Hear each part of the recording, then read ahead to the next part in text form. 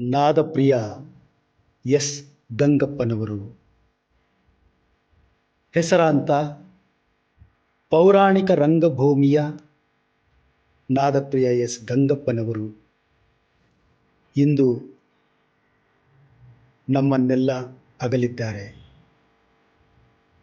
ಅವರ ಹೆಸರಲ್ಲೇ ಅಡಗಿದೆ ನಾದಪ್ರಿಯ. ಅವರ ಹಾಡುಗಳು ಮನಮುಟ್ಟುವಂತಹ ಆಧ್ಯಾತ್ಮಿಕ ಸಾಹಿತ್ಯಗಳು, ಪ್ರೇಕ್ಷಕರಿಗೆ ಮನತಣಿಸುವಂತಹ ಸಾಹಿತ್ಯದೊಂದಿಗೆ ರಾಗ ಸಂಯೋಜನೆ ಮಾಡಿ ಪೌರಾಣಿಕ ರಂಗಭೂಮಿಗೆ ರಸದೌತಣವನ್ನು ಕೊಟ್ಟಿದ್ದಾರೆ. ರಾಜ್ಯಾದ್ಯಂತ ಪೌರಾಣಿಕ ರಂಗಭೂಮಿ ಕಲಾವಿದರಿಗೆ ಅಪೂರ್ವವಾದ ಸಾಹಿತ್ಯ ಮತ್ತು ಸಂಗೀತ ಕೊಡುಗೆಗಳನ್ನು ಕೊಟ್ಟಿದ್ದಾರೆ ನಾದಪ್ರಿಯ ಎಸ್ ಗಂಗಪ್ಪನವರು. ಕನ್ನಡ ನಾಡು ಮರೆಯದ ರಂಗ ಸಂಗೀತ ನಿರ್ದೇಶಕರುಗಳಲ್ಲಿ ಒಬ್ಬರಾದ ನಾದಪ್ರಿಯ ಎಸ್ ಗಂಗಪ್ಪನವರು ಇಂದು ನಮ್ಮನ್ನೆಲ್ಲ ಅಗಲಿದ್ದಾರೆ. ಇಂದು ಅವರ ಅಂತಿಮ ದರ್ಶನವನ್ನು ಪಡೆಯಲು ನಾನಾ ಕಡೆಗಳಿಂದ ಕಲಾವಿದರು ಬಂದು ಸಂತಾಪ ಸೂಚಿಸಿದರು.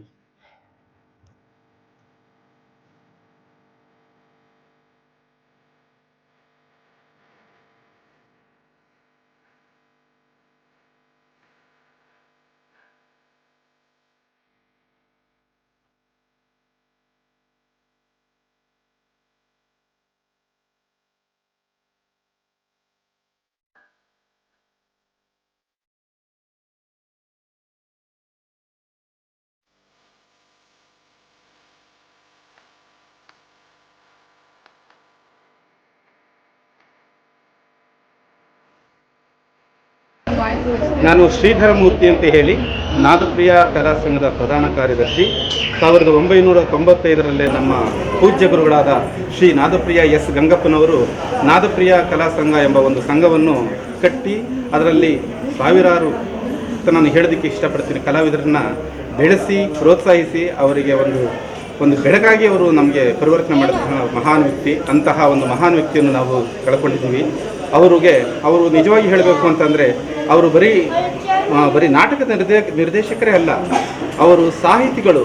ರಂಗಗೀತೆಯನ್ನು ರಚನೆ ಮಾಡಿ ಅದಕ್ಕೆ ಸಾಹಿತ್ಯವನ್ನು ರಚಿಸಿ ಸಂಗೀತ ಸಂಯೋಜನೆಯನ್ನು ಮಾಡಿದ ಪ್ರತಿಭಾನ್ವಿತ ವ್ಯಕ್ತಿಗಳಲ್ಲಿ ನಮ್ಮ ಕರ್ನಾಟಕದಲ್ಲೇ ಮೆಚ್ಚುವಂತಹ ಒಬ್ಬರು ಅಪ್ರತಿಮ ಅಜಪತ ಶತ್ರು ಅಂತ ನಾನು ಹೇಳೋಕ್ಕೆ ಇಷ್ಟಪಡ್ತಾ ಇದ್ದೀನಿ. ಅಂತಹ ಗರಡಿಯಲ್ಲಿ ಬೆಳೆದ ನಾನು ಕೂಡ ಅವರ ಜೊತೆ ಸುಮಾರು 32-33 ವರ್ಷಗಳ ಕಾಲ ಅವರ ಸೇವೆ ಸಲ್ಲಿಸಿದ್ದೀನಿ ಕಲಾರಂಗದಲ್ಲಿ. ಅವರು ನೂರಾರು ಕಲಾವಿದರನ್ನು ಬೆಳೆಸಿದ್ದಾರೆ, ಅನ್ನದ ದಾರಿ ತೋರಿಸಿದ್ದಾರೆ. ಅಂತಹವರನ್ನು ನಾವು ಇಂತಹ ಸಮಯದಲ್ಲಿ ಕಳೆದುಕೊಂಡಿರೋದು ತುಂಬ ದುಃಖ ವ್ಯಕ್ತ ಆಗ್ತಾ ಇದೆ. ಆದ್ದರಿಂದ ಈ ಒಂದು ಸಮಯದಲ್ಲಿ ಅವರ ಆತ್ಮಕ್ಕೆ ಭಗವಂತನು ಶಾಂತಿಯನ್ನು ಕೊಟ್ಟು ಅವರಿಗೆ ಆತ್ಮಸ್ಥೈರ್ಯ ತುಂಬಲಿ ಅಂತ ಹೇಳಿ ನಾನು ನಮಸ್ಕಾರ ಮಾಡ್ತಾರೆ. ನಮಸ್ತೆ. ಈ ದಿನ ನಮ್ಮ ಗುರುಗಳು ಅನ್ನೋದಕ್ಕಿಂತ ಇಡೀ ರಂಗಭೂಮಿಗೆ ಒಬ್ಬರು ಗುರುಗಳಾದಂಥ ನಾದಪ್ರಿಯ ಎಸ್ ಗಂಗಪ್ಪನವರು, ಅವ್ರ ಶಿಷ್ಯರಲ್ಲಿ ನಾನು ಒಬ್ಬ. ಅದರಲ್ಲಿ ಅತಿ ಹೆಚ್ಚು ಪ್ರೀತಿ ಪಾತ್ರರಾಗಿದ್ದೆ ಅಂತ ಅನ್ಕೊತೀನಿ. ನೂರಾರು ಹಾಡುಗಳನ್ನ ರಚನೆ ಮಾಡಿ ನೂರಾರು ಜನ ಶಿಷ್ಯಂದಿರನ್ನ ತಯಾರು ಮಾಡಿ ಇವತ್ತು ರಂಗಭೂಮಿಗೆ ಬಿಟ್ಟಿದ್ದಾರೆ. ನಮ್ಮನ್ನೆಲ್ಲ ಬಿಟ್ಟು ಅವರು ಇವತ್ತು ನಮ್ಮನ್ನು ಅಗಲಿದ್ದಾರೆ. ಆದ್ರೂ ನೋವನ್ನ ತಡ್ಕೊಳ್ಳೋಕ್ಕೂ ಆಗ್ತಾ ಇಲ್ಲ, ಇಷ್ಟು ಸಂಕಟ ಆಗ್ತಾ ಇದೆ.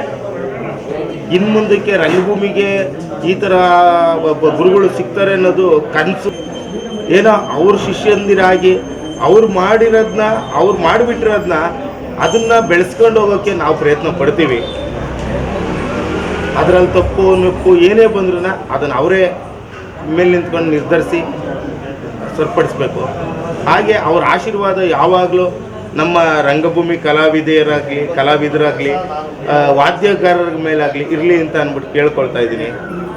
ಇವತ್ತಿನ ದಿನ ಅವ್ರನ್ನ ಅಗಲಿರೋದು ಇಡೀ ರಂಗಭೂಮಿಗೆ ತುಂಬಲಾರದ ನಷ್ಟ.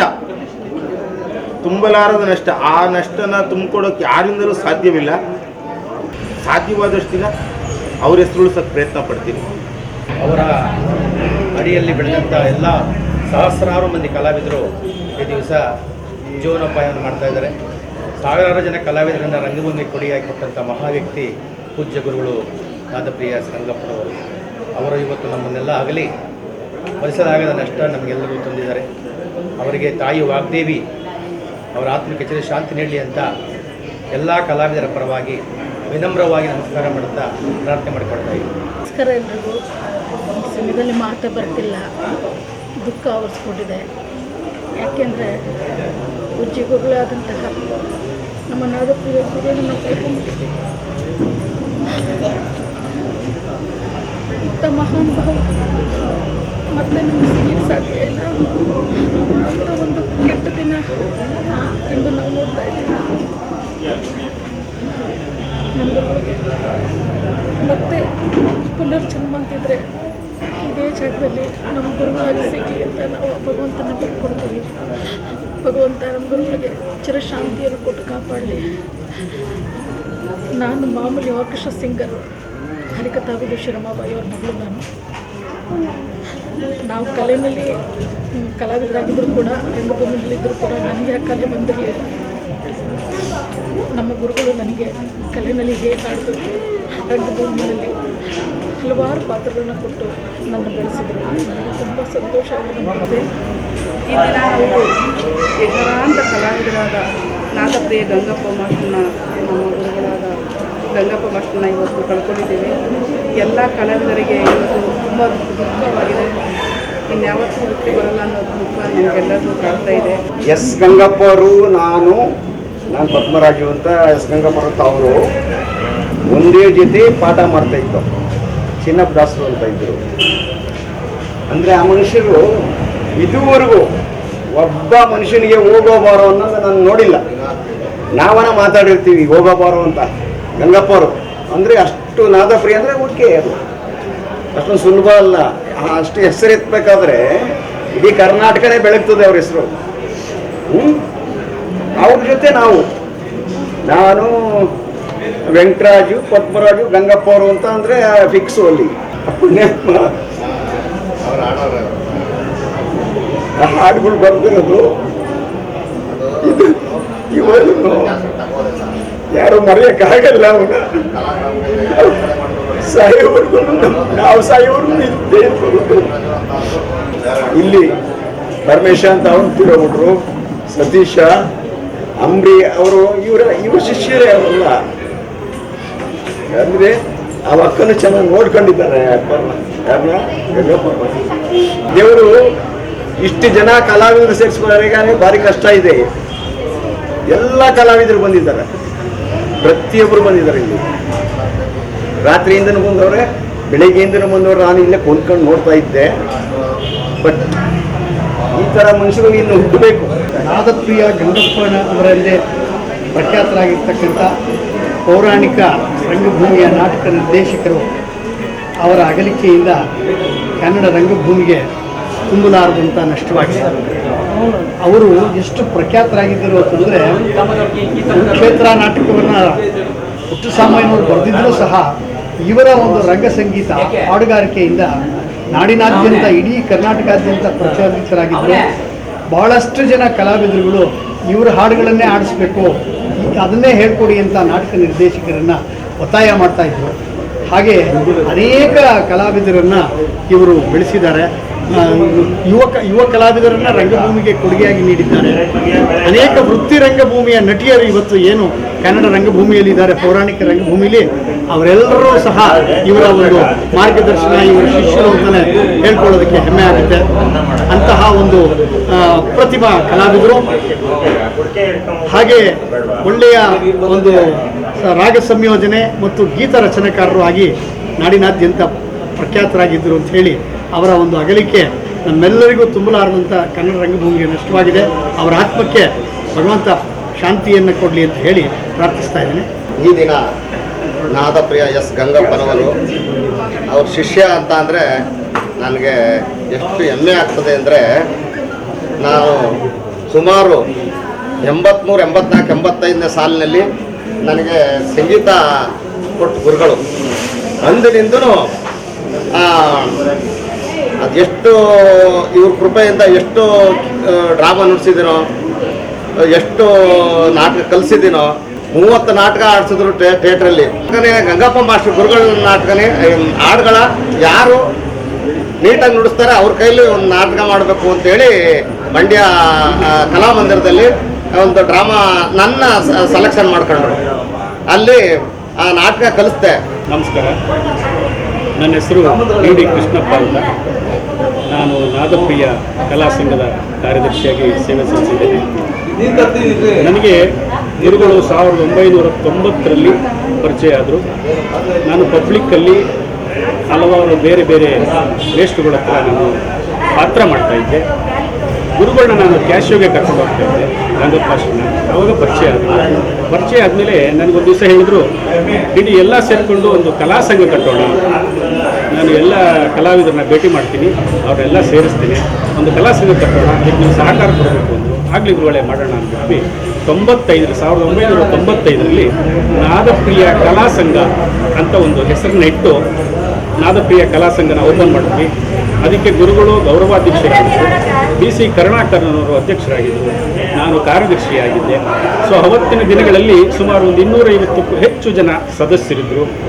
ಯಾವ ಸದಸ್ಯರಲ್ಲೂ ಏನೇ ಒಂದು ಭಿನ್ನಾಭಿಪ್ರಾಯ ಇಲ್ಲದಂತೆ, ಹೆಚ್ಚು ಕಮ್ಮಿ ಇದ್ದರೂ ಕೂಡ ಅದನ್ನು ಮೀಟಿಂಗಲ್ಲಿ ಸಮಜಾಯಿಷಿ ಕೊಟ್ಕೊಂಡು, ಬೇಡ ಹಂಗೆ ಮಾತಾಡೋದು ಬೇಡ, ಹೀಗೆ ಮಾತಾಡೋದು ಬೇಡ, ಸ್ವಲ್ಪ ಎಲ್ಲರೂ ಬೇಕು ಅನ್ನೋ ರೀತಿಯಲ್ಲಿ ಅವರು ಮಾರ್ಗದರ್ಶನ ಕೊಟ್ಕೊಂಡು 1995ರಲ್ಲಿ ನಾದಪ್ರಿಯ ಕಲಾ ಸಂಘ ಅಂತ ಓಪನ್ ಮಾಡಿ ಅಂದಿನಿಂದ ಇಂದಿನವರೆಗೂ ಕೂಡ ನಾದಪ್ರಿಯ ಕಲಾ ಸಂಘಕ್ಕೆ ಮಾರ್ಗದರ್ಶಕರಾಗಿದ್ದಾರೆ.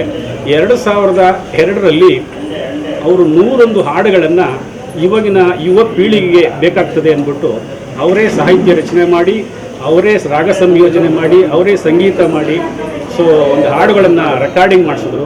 ಅದನ್ನು ಟೌನ್ ಹಾಲ್ನಲ್ಲಿ ಉಮಾಶ್ರೀ ಮೇಡಮ್ ಅವರು ಮಿನಿಸ್ಟರ್ ಆಗಿದ್ದರು. ಅಂಥ ಸಂದರ್ಭದಲ್ಲಿ ನಾವು ಟೌನ್ ಹಾಲ್ನಲ್ಲಿ ಆ ಹಾಡುಗಳನ್ನು 101 ಹಾಡುಗಳನ್ನು ಬಿಡುಗಡೆ ಮಾಡಿದ್ವಿ.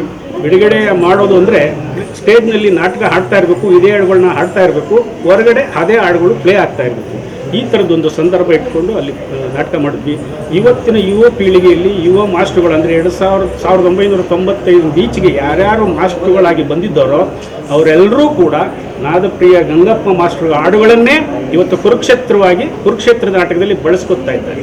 ಅದ್ರ ಜೊತೆಗೆ 1995ರಿಂದ ಈಚೆಗೆ ಯುವ ಪೀಳಿಗೆಯ ನಮ್ಮ ಲೇಡೀಸ್ ಆರ್ಟಿಸ್ಟ್ಗಳು ಕೂಡ ಅವ್ರ ಕೈಲಿ ಬೆಳೆದು ಬಂದಂಥವು. ಸೊ ಅವರೆಲ್ಲ ಇವತ್ತು ಅವ್ರ ಹೆಸರು ಹೇಳ್ಕೊಂಡು ಅವರ ಜೀವನವನ್ನು ಕಟ್ಕೋತಾ ಇದ್ದಾರೆ. ಸುಮಾರು ಜನ ಕಲಾವಿದರಿಗೆ ಇವರು ಮಾರ್ಗದರ್ಶಕರಾಗಿದ್ದಾರೆ. ಸುಮಾರು ಜನ ಮೇಷ್ಟ್ರುಗಳಿಗೆ ಅಂದರೆ ಯುವ ಮೇಷ್ಟ್ರುಗಳಿಗೆ ಇವರು ಮಾರ್ಗದರ್ಶಕರಾಗಿದ್ದಾರೆ. ಅಂಥ ವ್ಯಕ್ತಿ ಇವತ್ತು ನಮ್ಮನ್ನೆಲ್ಲರೂ ಅಗಲಿ ಹೋಗಿದ್ದಾರೆ. ನಮಗೆ ಭಾಳ ತುಂಬ ನೋವಾಗ್ತಾ ಇದೆ. ಆ್ಯಕ್ಚುಲಿ ಪೌರಾಣಿಕಕ್ಕೆ ಒಂದು ತುಂಬಲಾರದ ನಷ್ಟ, ಅದ್ರ ಜೊತೆಗೆ ನಮ್ಮ ಸಂಘಕ್ಕಂತೂ ತುಂಬಲಾರದ ನಷ್ಟ ಆಗುತ್ತೆ. ಇದ್ರ ಬಗ್ಗೆ ನಾವು ಎಷ್ಟು ಹೇಳಿದ್ರೂ ಕಮ್ಮಿನೇ ಇರುತ್ತೆ. ಇರಲಿ, ಭಗವಂತ ಅವರಿಗೆ ಒಳ್ಳೆಯ ಒಂದು ಸ್ಥಾನವನ್ನು ಸ್ವರ್ಗದಲ್ಲಿ ಕರುಣಿಸಲಿ ಅಂತ ಹೇಳ್ತಾ, ಅವ್ರ ಕುಟುಂಬಕ್ಕೂ ಕೂಡ ಒಂದು ಅವ್ರಿಗೆ ಧೈರ್ಯ ತುಂಬುವಂಥ ಒಂದು ಕೆಲಸವನ್ನು ಭಗವಂತ ಮಾಡಲಿ ಅಂತ ಹೇಳ್ತಾ ನನ್ನ ನಮಸ್ಕಾರಗಳು ತಿಳಿಸ್ತಾ ಇದ್ದೀನಿ. ಸಂಪತ್ ಕುಮಾರ್ ಅಂತ ಗುರುಗಳಿಗೆ ಶ್ರದ್ಧಾಂಜಲಿ ಅರ್ಪಿಸ್ತಾ, ಅವರು ಎಲ್ಲರೂ ರಂಗಭೂಮಿ ಅಷ್ಟೇ ಮಾತಾಡೋದು. ರಂಗಭೂಮಿಗಿಂತ ಹೆಚ್ಚಿಗೆ ಅವ್ರ ರಂಗಭೂಮಿಗೆ ಅವ್ರ ಹಾಡು ಏನೋ ಒಂದು ಕಲೀಲಿಕ್ಕಾಗಲಿ ಬೇಸಿಕ್ ಸಂಗೀತ ಬೇಕೇ ಬೇಕು ಅಂತ ಶಾಸ್ತ್ರೀಯ ಸಂಗೀತನ ತುಂಬ ಚೆನ್ನಾಗಿ ಕಲಿಸ್ತಾರೆ. ಹೊರತು ನಾನು ಸಂಗೀತ ಕಲಿತು ಕೊನೆಗೆ ಆ ಸಂಘದಲ್ಲಿ ನಾನೇ ಸಂಗೀತ ಪಾಠ ಮಾಡೋಕ್ಕೆ ಅವರೇ ಸೂಚಿಸಿದರು. ಅವ್ರ ಮೂಲಕ ನಾನು ನಡೆಸ್ತಾ ಬರ್ತಿದ್ದೀನಿ.